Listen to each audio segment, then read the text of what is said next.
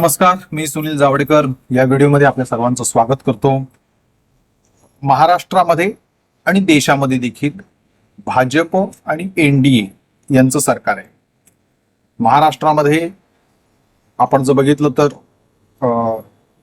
मुख्यमंत्री एकनाथ शिंदे यांची शिवसेना, अजित पवार यांची राष्ट्रवादी आणि भारतीय जनता पक्ष यांच्या महायुतीचं सरकार आहे। मग त्यामध्ये अन्य घटक पक्ष देखील आहेत। तर दुसरीकडे देशामध्ये एनडीए, ज्याच्यामध्ये शिंदे यांची शिवसेना, हे देखील या एनडीएचा एक महत्त्वाचा पार्ट आहे। असं असताना देखील महाराष्ट्रातल्या पोलिसांकडून आणि त्याचप्रमाणे केंद्रीय यंत्रणांकडून जी काही कारवाई या नोटा पकडण्याबाबतच्या ज्या घटना मोठ्या प्रमाणावर उघडकीस येत आहेत त्याबाबत केली जाते आहे, ही कारवाई जिथे महायुतीचं सरकार, भाजप प्रणित महायुतीचं सरकार ज्या महाराष्ट्रात आहे त्याच ठिकाणी ही कारवाई देखील मोठ्या प्रमाणात होत आहे। याबद्दल अर्थातच निवडणूक आयोगाचं कौतुक केलंच पाहिजे, मात्र त्याचबरोबरीने कुठेतरी देशातील सत्ताधीशांचा स्पष्ट आदेश अथवा निर्देश अथवा सूचना असल्याशिवाय एवढ्या मोठ्या प्रमाणावरती महाराष्ट्रभर ही कारवाई होणं शक्य नाही। आणि ती देखील ही कारवाई जी होते आहे त्याच्यामध्ये महायुतीतल्या घटक पक्षांच्या बाबतीत देखील ही कारवाई असू शकते अशी एक शंका आहे। त्याच्यामुळे जो आपण नोटांचा पाऊस हा जो व्हिडिओ केला तो तुम्ही अवश्य पाहिला नसेल तर आता आजचा जो विषय आहे तो याच्या पुढचा आहे। म्हणजे एक प्रकारे महायुतीमधील घटक पक्षांना नियंत्रित करण्याचं काम जे सुरू आहे त्याचबरोबरीने महायुतीमध्ये राज ठाकरे यांचा मनसे, महाराष्ट्र नवनिर्माण सेना, हा जो पक्ष आहे हा जरी संपूर्ण महाराष्ट्रात 288 विधानसभा मतदारसंघांमध्ये निवडणूक लढवत असला तरी देखील हा अप्रत्यक्षरित्या भाजपचा महायुतीतला चौथा भिडू आहे। आता तो का आहे हे आपण, म्हणजे मी हे का बोलतोय तर याच्या मागची जी काही एक लॉजिकल राजकीय कारणमीमांसा आहे ती थोडक्यात आपण या व्हिडिओमध्ये समजावून घेणार आहोत।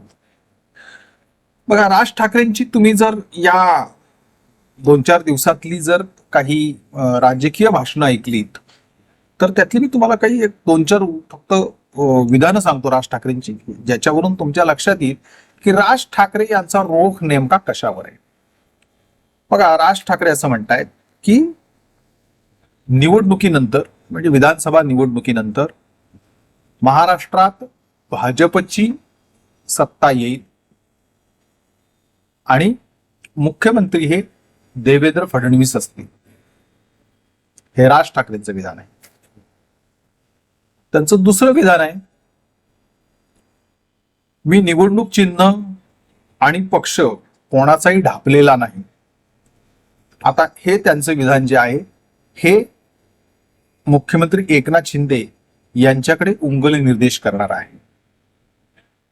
आणि त्यांनी ज्या प्रकारे एकनाथ शिंदे यांचं राजकारण हे गेल्या 2 वर्षात उभं राहिलं आहे महाराष्ट्रात, त्या राजकारणावरती प्रश्नचिन्ह निर्माण करणारे विविध मुद्दे घेऊन राज ठाकरे हे मुख्यमंत्री एकनाथ शिंदे यांना अधिकाधिक अडचणीत कसं आणता येईल या दृष्टीने ते कटाक्षाने या माध्यमातून प्रयत्न करत आहेत असं दिसून येतं। बघा, त्यांचं तिसरं जे विधान आहे ते म्हणजे फोडाफोडी करून मला कोणतीही सत्ता नको आहे। याचं देखील जर तुम्ही बघितलं तर भाजपने एकसंघ शिवसेना ही एकनाथ शिंदे यांच्या माध्यमातून फोडली आणि महाराष्ट्रात सरकार बनवलं। शरद पवार यांचा एकसंघ राष्ट्रवादी पक्ष फोडला आणि अजित पवार यांना उपमुख्यमंत्री केलं आणि त्यांच्या माध्यमातनं युतीचं सरकार हे महायुतीचं होऊन ते बळकट कसं होईल या दृष्टीने प्रयत्न केले. त्यामुळे राज ठाकरे यांचं हे विधान देखील खूप महत्वाचं आहे. त्यांचं पुढचं अजून एक असं विधान आहे, त्यांनी म्हटलंय की फुकट पैसा हा महिना 2 महिने पुरेल, पण त्यापुढे काय.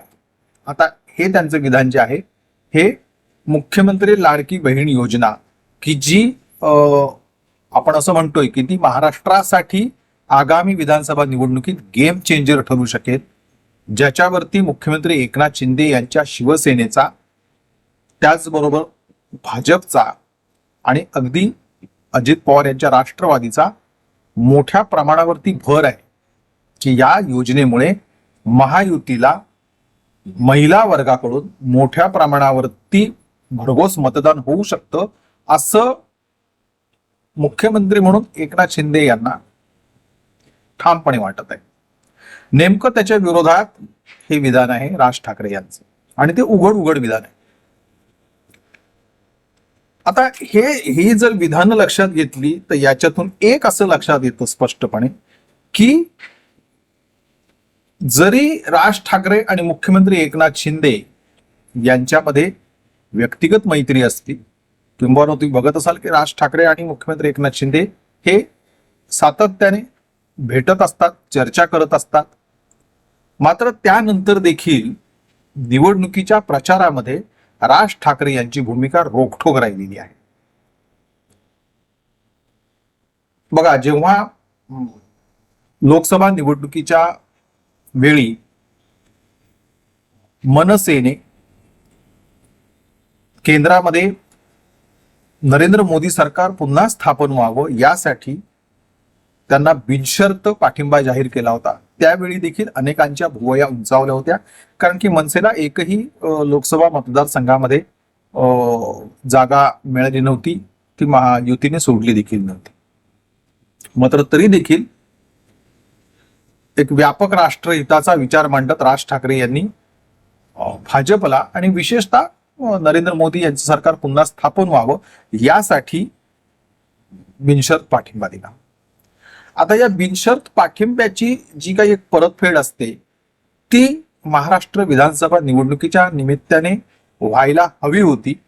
मात्र प्रत्यक्षात जर महायुतीतले हे जे 3 घटक पक्ष आपण बघितले, भाजप, शिंदे सेना आणि अजित पवार यांची राष्ट्रवादी, तर या तिघांमध्येच मुळात जागा वाटपावरून जो काही एक मोठा प्रचंड घोळ सुरू होता की ज्याच्यामध्ये अद्यापही या तिघांमध्ये आपापसात एकमेकांसमोर मोठ्या प्रमाणावर बंडखोरी झालेली आहे.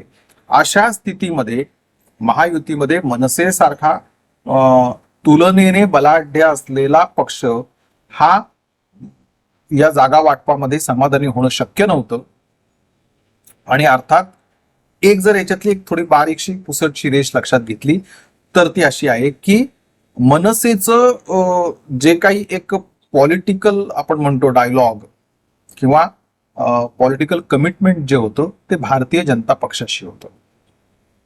त्याच्यामुळे भाजपने मनसेला महायुतीतला हा जो चौथा भिडू म्हणून जो काही आत्ता त्यांनी समोर आणला आहे तो त्यांनी शिंदे सेना आणि अजित पवार या 2 पर्यायांना सक्षम ठरू शकेल असा तिसरा पर्याय म्हणून त्यांनी समोर आणलेला आहे.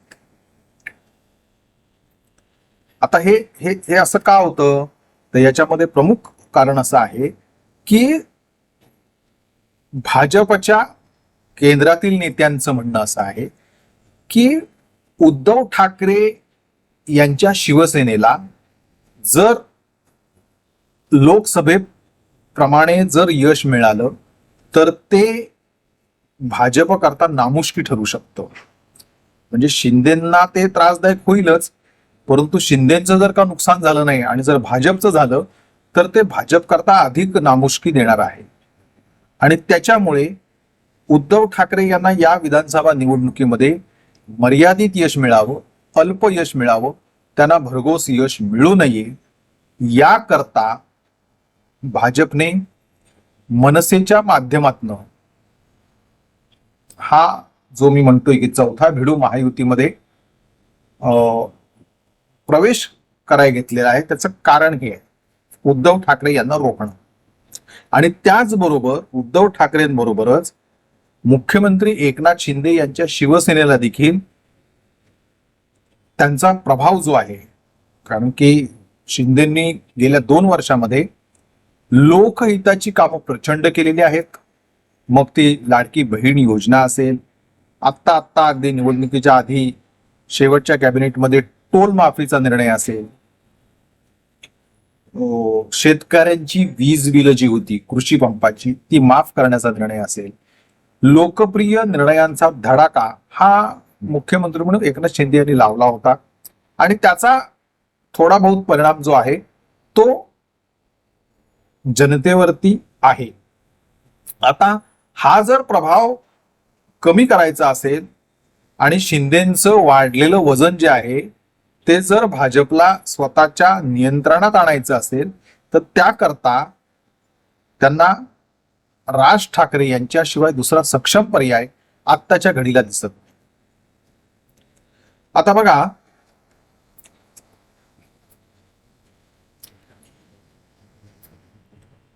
दादर माहीम हा जो एक बिग फाईट ठरलेला मतदारसंघ आहे, या मतदारसंघाकडे जर तुम्ही त्या लढतीकडे पाहिलं तर तुम्हाला मी जे म्हणतो आहे त्याला अधिक पुष्टी मिळू शकते. दादर माहीम मधून स्वतः राज ठाकरे यांचे चिरंजीव अमित ठाकरे हे निवडणुकीच्या रिंगणात उतरले आहेत.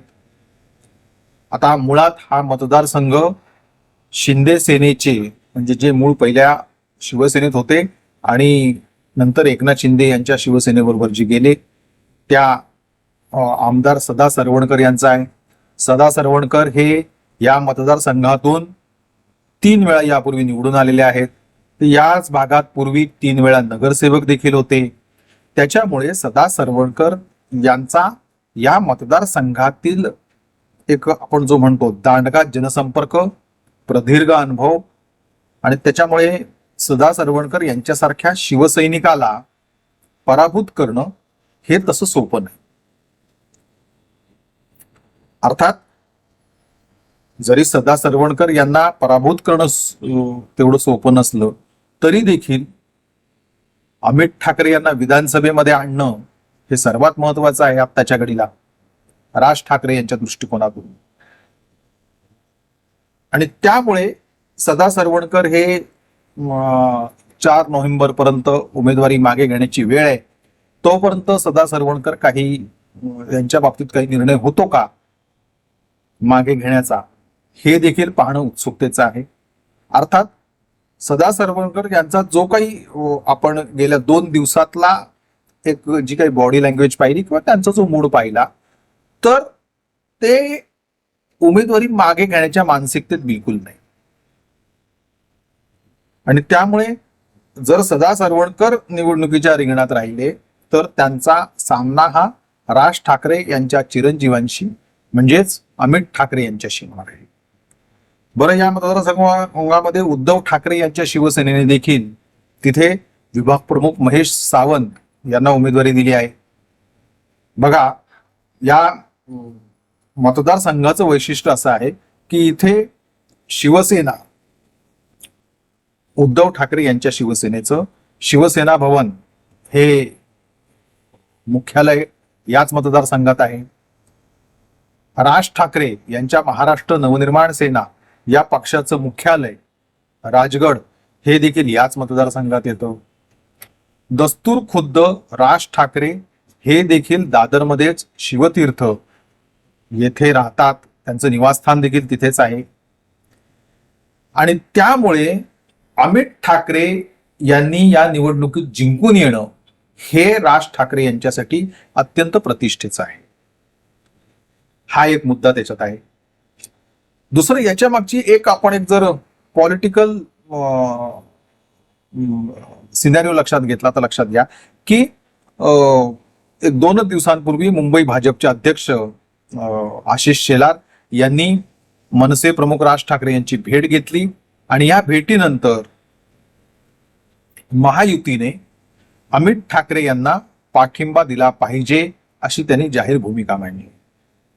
बरोबर त्याच्या 2 दिवसांनी म्हणजे आजच उपमुख्यमंत्री देवेंद्र फडणवीस यांनी देखील असं जाहीर स्टेटमेंट केलं की भाजपचा पाठिंबा हा अमित ठाकरे यांना असेल. याचं कारण आहे की लोकसभा निवडणुकीमध्ये मनसेने आणि राज ठाकरे यांनी भाजपला बिनशर्त पाठिंबा दिलेला होता. आता हे जर लक्षात घेतलं तर भाजपने या मतदारसंघापुरती तरी शिंदे यांच्या शिवसेनेशी उघड उघड फारकत घेतली आहे असं लक्षात येतं. हा पहिला मुद्दा. दुसरा मुद्दा जो आहे तो भाजप आणि राज्यातले भाजपचे नेते हे कुठे ना कुठेतरी मुख्यमंत्री एकनाथ शिंदे